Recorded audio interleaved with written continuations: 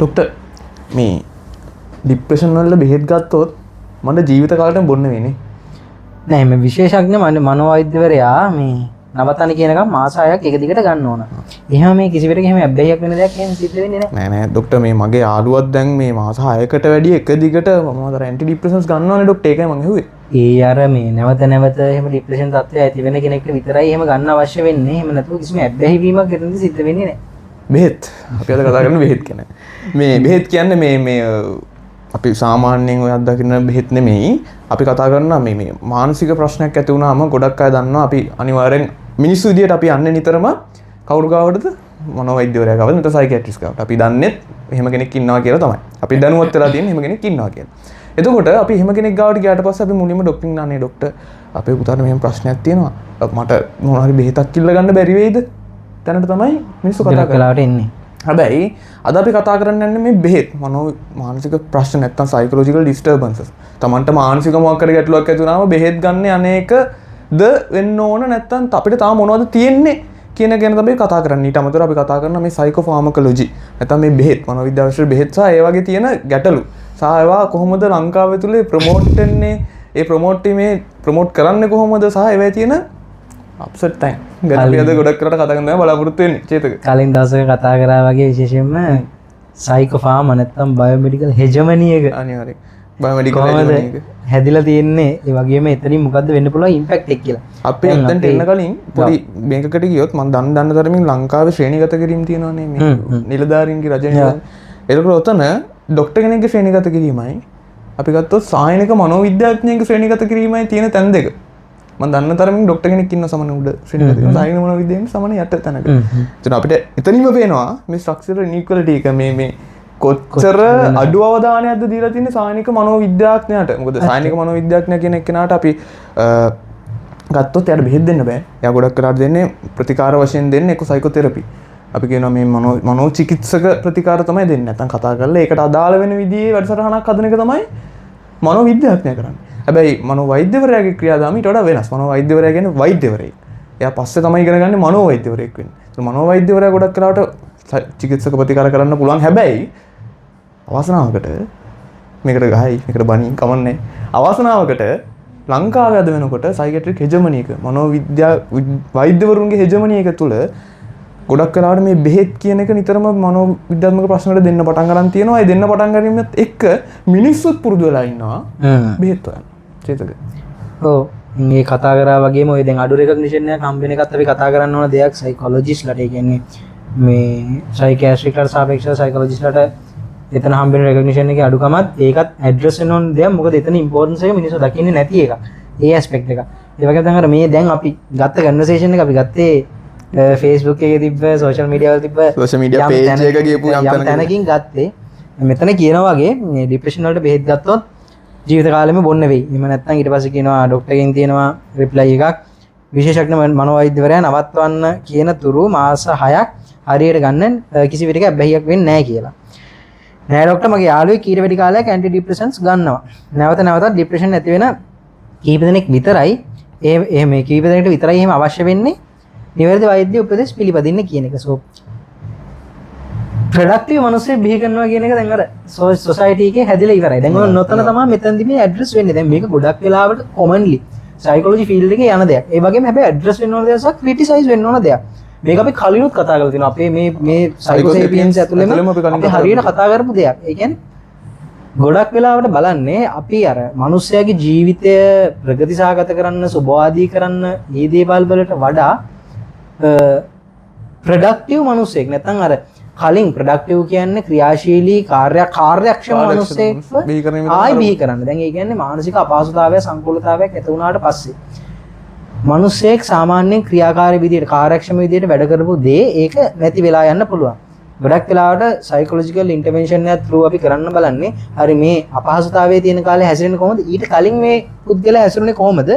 මේ කලින් තත්වයටම මේ මනුස්සයා පත් කරන තමයි මේ සයිකොලොජිකල් ඉන්ටර්වෙන්ෂන්ස් through සයිකෝෆාර්මා through උනත් මේ අප්‍රෝච් එකක් ගන්න. දැන් චිකිත්සක ප්‍රතිකාර නැත්තම් ඒ වැඩසටහනන් තුලින් උත්සාහ කරන්නේ එතනට ගන්න. දැන් මෙතනදී හරි එතන ගන්න ඕන දේ ඒ කලින් ඉදපු තත්වයට ගන්න ඕන. ඒ වගේම ඊළඟට මිස් වෙන දෙයක් තමයි මේක පවත්වාගෙන යෑම සහ ඒ ඉන්න තත් ඒ කියන්නේ කාර්යක්ෂම ඉඳපු මිනිස්සයා ඒ විදිහට පවත්වාගෙන යෑම සහ ඒක ඒ ක්ලයන්ට් සුබවාදී විදිහට ඒ දේ ඉස්සරහට ගෙන යාම සිද්ධ වෙන්න ඕනේ. අන්න ඒ කන්ටිනියුවස් ප්‍රෝග්‍රස් එක ගොඩක් වෙලාවට සිද්ධ වෙනවා. මොකද ફોකස් එක යන්නේ ආයි ප්‍රොඩක්ටිව් මිනිස්සේ බී කරනවා කියන. දැන් අර අපි ගමු වර්ක් එන්වයරන්මන්ට් එක. වර්ක් කවුන්සලර් කෙනෙක් ගාවට ගියොත් එහෙම නැත්නම් ඕගනයිසේෂනල් කවුන්සලර් කෙනෙක් ගාවට ගියාම නෝමලි සෝෂල් කන්ටෙක්ස්ට් එකේ වෙන දෙයක් තමයි දැන් ආයතනයක මිනිස්සෙක් ඉන්නවා කියමු.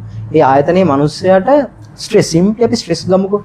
ස්ට්‍රෙස් නම් ගියාට පස්සේ කවුන්සලර් කෙනෙක් ගාවට හරි මේ ස්ට්‍රෙස් එක අඩු කළා ආයෙ අර කලින් කියන්නේ දැන් ඔය ස්ට්‍රෙස් එක තියෙන කෙනාට ඕගනයිසේෂන් එකේ වැඩ කරගන්න බෑ. එතකොට හෙඩ් හෝ මැනේජර් හෝ කවුරු හරි මෙයාව යොමු කරනවා කවුන්සලර් ගාවට යන්න. ස්ට්‍රෙස් එක අඩු කරන්න ස්ට්‍රෙස් එක අඩු කරලා ආයි කාර්යක්ෂම මනුස්සයා බී කරන්න මේ ආයි කම්පැනි එකට මේ ඒ මනුස්සයා දාන්න ඒතෙන්ට තමයි කවුන්සලර් මේ වැඩ කරන්න පුළුවන්කම ගොඩක් වෙලාවට දැන් සොසයිටි එකේ තියෙන. හැබැයි work place එක environment එක කොහොමද කියලා assess වෙන්නේ හරිම අඩුයි. මොකද personal individual assessment එක කරන්නේ ඒ මනුස්සයාට work load එක වැඩි වෙන්න පුළුවන්. family problems ගොඩක් වැඩි වෙලා තියෙන්න පුළුවන්. ඒකම ඒ කියන්නේ environmental දේවල් focus වෙන්නේ නැහැ. office එක focus වෙන්නේ නැහැ. leaves කොච්චර ඕනද කියන එක ගොඩක් වෙලාවට focus වෙන්නේ නැහැ. ඕක මේ අපේ office environment පැත්තක තියෙන school environment එක මේ අපි ප්‍රයිමරි ග්‍රේඩ්ස් වලට එමුකෝ එකේ ඉඳන් පහ වසරේ නග එකේ ඉඳන් පහ වසරේ නග ළමෙන්ට හිතන්නකෝ මොකක් හරි ක්ලාස් රූම් එකේ ඇති වෙන ප්‍රශ්නයක් නිසා එයා යනවා ඉස්කෝල වල දැන් කවුන්සලින් ප්‍රෝග්‍රෑම්ස් ඉන්නවා ටීචර්ස් ඉන්නවා එහෙම කෙනෙක් ගාවට යනවා ඊට ගියාට පස්සේ එතන ඉඳන් try කරන්නේ ඔය ළමයාගේ තියෙන ප්‍රශ්නේ ඒ වෙලාවට ඇඩ්‍රස් කරලා ආයෙ එයාව back to class room එකට මොනවද තියෙන්නේ ආයෙ පන්ති කාමරේට දානවා පන්ති කාමරේ තත්ත්වය කොහොමද කියන එක කවදාවත් assess වෙන්නේ නැහැ. ඔක තව උදාහරණයක් විදිහට ගත්තොත් අපි දැන් ලංකාවේ working environment එක නැත්තම් මේ ආයතනික විභාග ගත්තොත් ලංකාවේ ආයතන වල ගොඩක් එක දිගට වැඩ කරනවා. එක දිගට වැඩ කරනවා ප්‍රොඩක්ටිව් වෙන්න ඕන, එෆිෂියන්ට් වෙන්න ඕන. මොකද නැත්තම් අවශ්‍ය දේ ගන්න බෑ ආයතනෙට. දැන් ඕක තමයි ලංකාවේ ආයතන දුවන විදිය. ওই වගේ තැනකදී ඉතින් අනිවාර්යෙන් මිනිස්සු ගැන අමතක වෙන එක සාමාන්‍යයි. ඒක තමයි මේ ලෝකේ හැදිලා තියෙන සිස්ටම් එක. එතකොට ඒ වගේ මිනිස්සු ගැන අමතක කරනකොට ගොඩක් කලාවට කරන්නේ මේ එයාලා try කරන්නේ දැන් මිනිස්සු ආවට පස්සේ ඒ මිනිස්සයා එදා එක දවසකට නැති වෙනවා කියන්නේ එයාට ඒක ලොකු පාඩුවක්. ඒ පාඩුව වහගන්න මේක පටකාලා විසඳන්න ඕනේ මේක මෙහෙම තියාගෙන මේ මාස ගාණක් කලින් ඉන්න බෑ මේ වැඩසටහන පිස්සුද එහෙම කරන්න බෑ කියලා පුළුවන් තරම් ඉක්මනට quick solutions වලට කියන මනුස්සයව ආයි මෙහෙම අරගෙන මෙහෙම අර වැඩ කරන තැනට දාන එක තමයි අවශ්‍යතාවය. හැබැයි ඒකද වෙන්න ඕන කියන එක තමයි අපිට තියෙන ප්‍රශ්නේ. මොකද වැඩ කරන්නේ මිනිස්සෙක් එක්ක. මිනිස්සෙක් එක්ක වැඩ කරනකොට මේ දවසින් දෙකකින් මිනිස්සෙක් එක්ක කතා කරලා දැන් ඔයාට සුපිරිය ඔයාට දැන් ආයෙ වැඩ කරන්න පුළුවන් කියන්න බෑ. මොකද අපි මිනිස්සයාට දැන් මොකක් හරි ප්‍රශ්නයක් තියෙනවා. උදාහරණයක් විදිහට ස්ට්‍රෙස් එක ගත්තට පස්සේ ස්ට්‍රෙස් තියෙනවා නම් හරි. අපි ස්ට්‍රෙස් එක ඇඩ්‍රස් කරනවා. ඒ ඇඩ්‍රස් කරපු ස්ට්‍රෙස් එකට අපි වැඩසටහනක් හදනවා. ඒ වැඩසටහන හදලා මේ මිනිස්සට ඒකතුරු යන්න දෙනවා. ඒ යන්න දෙන කාලය අතරතුර මේ මිනිස්සයාගේ අනිත් වටේට තියෙන දේවල් බලනවා කොහොමද වෙනස් වෙන්න ඕනේ කියලා. ඒවට ඇඩ්‍රස් කරනවා. ඒවට ඇඩ්‍රස් කරලා ටික කාලෙකින් අපි බලනවා දැන් මේක දැන් අපි දැන් සතියයි නම් කරේ හරි හිතන්නකෝ තව මාස දෙක තුනක් ගිහිල්ලා ඒ කවුන්සලේ මනුස්සයා ගාව නැත්තේ ඒ මනුස්සයාම කොහොමද ආයේ ඒ වගේ ප්‍රශ්නයක් આવුත් ඒක විසඳ ගන්න තැනට ඒ මනුස්සයාමට කොහොමද වැඩ කරන්න පුළුවන් කියන එකට අදාළ පිළියම් සන්න මේක ලොකු කතන්දරයක් චේතද දැන් ඔව් දැන් වෙනස තේරුම් ගන්න දැන් ඔය කිව්වා වගේම ඔය කන්ටිනියුවස් ප්‍රෝග්‍රස් එක වෙන එක වෙන්න ඕන එතනට වෙනසක් වටහා ගන්න ඕන දැන් හරි ෆාමකොලොජි වලින් එහෙම නැත්නම් බෙහෙත් ඩ්‍රග්ස් වලින් මෙන්ටල් ඩිසෝඩර් එකක් හෝ මෙන්ටල් චැලෙන්ජ් එකකට ඇඩ්‍රස් වෙනවා නම් මානසික අපහසුතාවයකට බෙහෙත් වලින් අපි ප්‍රතිකර්ම හොයනම නම් වෙනස වටහා ගන්නවා. සාමාන්‍ය ෆිසිකල් දේවල් වලට ගන්න බෙහෙත් වෙනයි මානසික ප්‍රතිකාර වලදී කරන බෙහෙත් වෙනයි. දැන් ෆිසිකල් දෙයකදී ගත්තොත් උණට දෙන බෙහෙත් තියෙනවා. හෙම්බිරිසාවට දෙන්න පුළුවන් බෙහෙත් ටික තියෙනවා. හැබැයි දැන් මනෝවිද්‍යාවේදී ගත්තොත් මානසික අපහසුතාවයක් ආවම ඒක මේ මොලේ වෙන කෙමිකල් ඉම්බැලන්ස් එක විතරක් නෙවෙයි මේ මානසික අපහසුතාවයට බලපාන්නේ. අනිවාර්යයෙන්.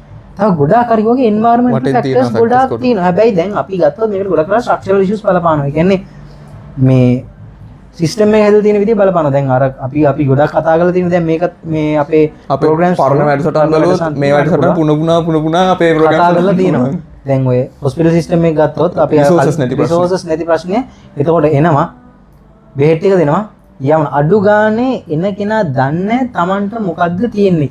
හොඳම උදාහරණය මම යයි කරපු රීසර්ච් එක අපි තලව කැලේ ප්‍රදේශයේ කරා අපේ ඔය මලයා ටැමිල් නැත්තම් ඉන්දියානු දෙමළ ප්‍රජාවත් එක්ක කරපු රිසර්ච් එක අධ්‍යයනයක අපි හොයාගත්තු දෙයක්. අපි කන්සෙන්ට් එක ඇතුව අපි ඇහුවේ අසනීප තත්ත්ව තියනවාද කියලා. ඔළුව කැක්කුමක් තියනවා කිව්වා පොඩි කාලේ ඉඳන් තියෙන බෙහෙත් වාර්තා පොත දුන්නා ඒ ළමයාට ડિප්‍රෙෂන්ස් වලට බෙහෙත් ෆ්ලෝක්සටීන් වගේ බෙහෙත් දීලා තියෙනවා ඒ ළමයාට අඩුම ගානේ ඒ දෙමව්පිය දන්නේ නැහැ ළමයාට මානසික අපහසුතාවයක් තියෙනවා කියලා. දෙමව්පිය වෙනකොට දැනන් හිටිය ළමයාට තියෙන්නේ ඔළුව කැක්කුමක් කියලා. එතකොට කොහොමද අපි හිතන්නේ environmental change එකක් වෙන්න ඕන තැනකදී environmental change එකක් වෙයිද ඔතනින් family එක ඇතුලින් environmental change එකක් අවශ්‍ය තැනකදී එතෙන්දී environmental change එකක් සිද්ධ වෙයිද මේ ළමයාට? ඒ ළමයාගේ ඔළුව කැක්කුම හැමදාම බෙහෙත් දීලා දැන් අර අතන්දි කතා කරේ වෛද්‍යවරයා කියන කන් පිළිපදින්න ඇබ්බැහිවීමක් වෙන්නේ හරි ඇබ්බැහිවීමක් නොවෙන්න පුළුවන්. හැබැයි මේ බෙහෙත් වල සයිඩ් ඉෆෙක්ට්ස් තියෙනවා. මේවා බලපාන්න පුළුවන්. මොකද එකපාරක් ගත්තත් අනිවාර්යෙන් සයිඩ් ඉෆෙක්ට්ස් එකක් අනිවාර්යෙන් එනවා. මොනවාම හරි අඩු ගානේ ලොකු නිදිමතක් හැදෙන එකක් හරි සාමාන්‍යයෙන් තියෙනවා. ඔව් එතකොට ඇබ්බැහියක් නොවෙන්න පුළුවන්. නමුත් මේ ළමයා දිගින් දිගටම අඩුම ගානේ ඒ ළමයාට මෙන්ටල් ඩිෆිකල්ටි එකක් තියෙනවා කියලා නොදැන ඒ ළමයා මේ මොළො කැක්කුමට මේ බෙත්ත ගන්න කියලා පෙතිබිබී යනකොට මොනතරම් ඩැමේජ් එකක් ඒ ළමයාට වෙන්න පුළුවන්ද? දැන් අන්න එතනයි අපි කතා කරේ සයිකොලොජිස්ට්ගේ රෙකොග්නිෂන් එක හරියට වෙන්නේ නැහැ කියලා. හරි සයිකියාට්‍රික් මෙහෙම බෙහෙත් දෙන එක වෙනවා. හැබැයි සයිකියාට්‍රික් normal hospital context එකක් ගත්තොත් එතනදී වුණත් ගොඩක් වෙලාවට අපි දකින්නේ නැහැ therapeutic practices වෙනවා. අපි දෙන්නට experience තියෙනවා hospital වල. මොකද ඕක ගොඩක් වෙලාවට වෙන්නේ structural issues ඉඳලා therapy කරන්න වෙලාවක් නැහැ. තැනක් නැහැ. හරියට environment එකක් නැහැ. අවසාන වශයෙන් දැනුමකුත් තියෙද නැද්ද කියන එක ප්‍රශ්නයක්. ඒකනත් ප්‍රශ්නයක් සිද්ධ වෙනවා. එතකොට ඔය ස්ට්‍රක්චරල් ඉෂුස් අපි කතා කරා. අපි දැන් යමු මේ ඔය බෙහෙත් සයිකෝ ෆාමකොලොජි දෙන එක සහ ඒ සම්බන්ධයෙන් තියෙන ස්ට්‍රක්චරල් ප්‍රශ්න ගැන අපි කතා කරේ. මේ ආයතනික වශයෙන් තියෙන ප්‍රශ්න ගැන. අපි දැන් කතා කරමු මීඩියා. මාධ්‍ය. මේ දැන් කතා කරේ මීඩියා තමයි. අර මුලින්ම ගෙනල්ලා කතා කරේ මීඩියා. මීඩියා. මොකද අපි මේ ඒක විතරක් නෙමෙයි තව සංවාදයක් තියෙනවා අපි ගාව. මේ මම ඒකත් කියලා ඉන්නවා. මේ ස්කෝල ටීචර් කෙනෙක් මේ ඩොක්ටර් කෙනෙක් හම්බ වෙනවා ස්කෝල ටීචර් කෙනෙක් නෙමෙයි අම්මා කෙනෙක් දෙමාපියෙක් ගිහලා යනවා අපේ ළමයට අඩු අවධානය තියෙනවා බෙහෙත් ගත්තම හොඳට ඉස්කෝලේ වැඩ කරන්න පුළුවන් මේ අම්මා කියන්නේ එතකොට ඩොක්ටර් කියනවා හොඳයි විශේෂඥ මනෝවෛද්‍යවරයා කියපු විදිහටම ගන්න මේ සෝෂල් මීඩියා තුල පෝස්ට් එකක් ඊට පස්සේ අම්මායි කියනවා ඒ තල්ලපු ගෙදර ඇන්ටි කිව්ව ඕව ගත්තොත් වකුගඩම රක් වෙනවා කියලා ඇත්තද ඩොක්ටර් ඊපස්සේ ඩොක්ටර් කියනවා එහෙම වෙන්නේ නැහැ ලෝකයේ මිලියන ගණනක් ආරක්ෂිතව මේ ඖෂධ ගන්නවා මිත්‍යාවට රැවටිලා දරුවාගේ අධ්‍යාපනයට බාධා කරගන්න එපා කියලා මේ සෝෂල් මීඩියා වල දෙන පෝස්ට් එකක් ඊළඟට ඔය එඩියුකේෂන් සිස්ටම් එකේ ඉන්න ටීචර්ස්ලා සහ ප්‍රින්සිපල්ලා මේ සයිකොලොජිකල් ඇස්පෙක්ට් එක දැන් මේකට ඉනිෂිටිව්ස් යන ගමන් අනිවාර්යයෙන් දැන් ගොඩක් වෙලාවට ටීචර්ස්ලා ටීචින් කරනවා වගේම ඩිප්ලෝමා ඉන් සයිකොලොජි වගේ දේවල් ගොඩක් වෙලාවට හදාරන්න අරන් තිනවා ඒගොල්ලන්ගේ කැමැත්ත ගොඩක් වෙලාවට ඒක ඇත්තට වටිනවා ඒක ගොඩාක් වටින දෙයක් මොකද ළමයෙක්ට වෙන්න පුළුවන් අපහසුතාව ඒවට කොහොමද ඇඩ්‍රස් කරන්න ඕන කියන එක බෙහෙත් දෙන්න නෙවෙයි බෙහෙත් දෙන්න කොහොමද බැහැනේ එතන ඇඩ්‍රස් වෙන්න ඕන විදිහවල් තේරුම් ගන්න අගය කළ යුතු වටින දෙයක් ඒක අගය කරන්න ඕනේ ඇත්තටම ගුරුවරුන්ගේ දැන් එතනදී දැන් මේ වගේ වෙලාවක මෙහෙම ප්‍රින්සිපල් කෙනෙක් හෝ ටීචර් කෙනෙක් කියනවා නම් කොහොමද හරි ඩොක්ටර් කිව්වා ඩොක්ටර් කිව්ව විදිහට බෙහෙත් ගන්න හැබැයි මේ බෙහෙත් වලින් වෙන්න පුළුවන් දේවල් මොනවද බෙහෙත් දෙන්නේ නැතුව හරි අඩු අවධානයක් තියෙනකෝ අපි ADHD කියලා හිතමුකෝ ඒ ළමයාට බෙහෙත් නොනද නැත්නම් තෙරපියුටික් ඉන්ටර්වෙන්ෂන්ස් පාවිච්චි කරලා මේ ළමයා මෙතන මේ ක්ලාස් රූම් එකේ ළමයට උදව්වක් දෙන්න පුළුවන්ද ඇත්තටම සමහර ඉස්කෝලවල වල තියෙනවා ප්‍රෝග්‍රෑම්ස් ඇසිස්ටන්ස් එකක් ගන්න මේ සෙන්කොලගේ ඒ කියන්නේ ස්පෙෂල් এডুকেෂන් නීඩ්ස් කෝඩිනේටර්ස් ලගෙන් උදව් අරගෙන ළමයිට උදව් කරනවා සෙන්කෝ ගත්තට පස්සේ අපි දන්නවා UK এডুকেෂන් සිස්ටම් එක තනිකර හැදලා තියෙනවා ඔව් ඒක තමයි සෙන්කෝ කෙනෙක් අනිවාර්යෙන් ඉන්නවා ළමයට මොකක් හරි ප්‍රශ්නයක් තියෙනවා නම් ඒ සෙන්කෝ through නැත්නම් ඒ කෝඩිනේටර් through ගිහිල්ලා ප්‍රශ්න විසඳගෙන අදාළ වැඩසටහන් ඉන්ටර්වෙන්ෂන්ස් ක්‍රියාත්මක කරගන්න පුළුවන් සිස්ටම් එකක් හැදලා දැන් ඔව් මට මගේ පෞද්ගලික මේ අත්දැකීමෙන් මම පෞද්ගලික අත්දැකීම් තියෙනවා ලංකාවේ ඉන්ටර්නැෂනල් ස්කූල්ස් වල ඒ සෙන්කෝ ප්‍රෝග්‍රෑම්ස් දැනටමත් ඉනිෂියේට් වෙනවා ඒ කියන්නේ ඒ ළමයට අපහසුතාව තියෙනවා නම් ඒ ළමයට ඇසිස්ට් කරන්න බෙහෙත් දෙනවා හෝ ඒ දේ එක්කම ඒ ළමයට ඇසිස්ට් වෙන්න මේ කතා කරන්නේ ලංකාවේ කරිකුලම් එක තුල නෙමෙයි ඊට පිට කරිකුලම් ඊට පිටින් යන දේ. ඒතකොට දැන් මේක රජයේ පාසල් වල මේක දකින්න බෑ ඇත්තටම. දැන් නමුත් මේවා ඉන්ටර්නැෂනල් ස්කූල් වල ජාත්‍යන්තර පාසල් වල මේවා සිද්ධ වෙමින් පවතිනවා. ළමයින්ට මේවා ගොඩක් වෙලාවට උදව් වෙන්න පුළුවන්. මේවා හෙල්ප් වෙනවා. මොකද අර අපි කතා කරා වගේ කන්ටිනියස් ඇසෙස්මන්ට් එකකට කන්ටිනියස් ප්‍රෝග්‍රස් එකකට ඒ ළමයට මේ වගේ උදව්වක් හම්බ වෙන එක වැදගත් වෙනවා. දැන් මේකදීමද කියන්නේ නැහැ. ડોක්ටර් බෙහෙත් දීලා තියෙනවා හොඳයි. හරිනේ. එහෙනම් බෙහෙත් දිගටම ගන්න. ඒකට ફોකස් එක එයි. මෙතෙන්දි බලන් ඉන්න කට්ටිය වැරදිට වටහා ගන්න පුළුවන්. අපි මේ බෙහෙත් එපා කියනවා කියලා. නෑ. එහෙම නෙමෙයි. මොකද බෙහෙත් අවශ්‍ය වෙන තැනක් තියෙනවා. බෙහෙත් අවශ්‍ය වෙන තැන තියෙනවා. තැන නිවැරදිව අඳුර ගන්න. ඔව් දැන් අර කලින් කතා කරා වගේ ඇත්ත අපිට ප්‍රෝග්‍රස් එකක් ඉෆෙක්ටිව් වෙන්න නම් අර ප්‍රොඩක්ටිව් මනුස්සයෙක් වෙන්න නම් සමහර වෙලාවට බෙහෙත් අවශ්‍ය වෙන වෙලාවල් තියෙන ඇත්ත. හැබැයි බෙහෙත් වලින් මේ තියෙන තත්ත්වේ නැති වෙන්නේ නැහැ. මේක නිකන් මේ බඩේ අමාරුවක් හදන වගේ වැඩක් නෙමෙයි. ඔව් ඒක අර කතා කරා වගේ ගොඩාක් තැන් තියෙනවා. බඩේ අමාරුවට බෙහෙත් ගත්තම බඩේ අමාරුව අඩු වෙන්න පුළුවන්. හැබැයි මේකට ඒ වගේ තරමක් මොකද අඩු වෙන්න පුළුවන්. නමුත් ඒක නැවත මත අර අපි කතා අර දැන් අර ඩොක්ටර් කියලා තිබ්බේ ඒ යම්කිසි ප්‍රමාණයකට විතරයි නැවත එන්න පුළුවන්. මොකද අපි හොස්පිටල් එක්ස්පීරියන්ස් එක අපිට තියෙනවා. ECT ඉලෙක්ට්‍රෝකම්පල්සිව් තෙරපි ඉලෙක්ට්‍රෝකන්වල්සිව් තෙරපි මේ ගොඩක් කට්ටිය දන්නේ අපි ඒක ගැන පළවෙනි දාලා තියමු විස්තරයක්. ලොකු විස්තරයක් අපි ඒකද කියන්න. ඒ කියන්නේ යම්කිසි ට්‍රීට්මන්ට් ඒ ට්‍රීට්මන්ට් එකෙන් කරන්නේ ඒ තියෙන තත්ත්වය මොලේ සරලම ගොත් මොලේට ඉලෙක්ට්‍රික් කරන්ට් එකක් යවලා අදාළ නියුරෝට්‍රාන්ස්මිටර්ස් මැනේජ් කරන කිමිකල් ඉම්බැලන්ස් එකේ බැලන්ස් තත්ත්වයට පත් කරන එක කරන්න.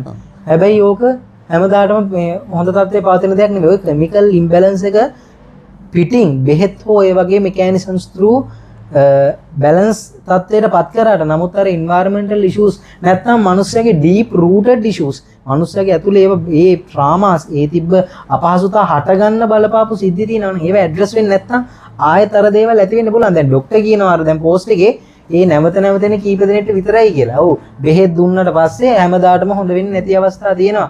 නැවත නැවත එන්න පුළුවන් possibility එක සම්භාවිතාව ගොඩාක් වැඩි. එතකොට ඒ වෙලාවට සයිකෝതെරපිස්ුත් වටිනවා. මේ මෙතෙන්දි කරන්න හදන්නේ බෙහෙත් ගැන මිනිස්සු අතර අවයානස් එක ඇති කරන්න වෙන්න පුළුවන්. ඒ වගේම මේ මීඩියා through indirectly මේ සයිකෝෆාමකොලොජි හෙජමනි එක ප්‍රමෝට් කරන සිද්ධියකුත් මෙතෙන්දි වෙනවා. ඊට වඩා වෙනස් විදිහකට මේ දැනුවත් වීම වෙන්න ඕන.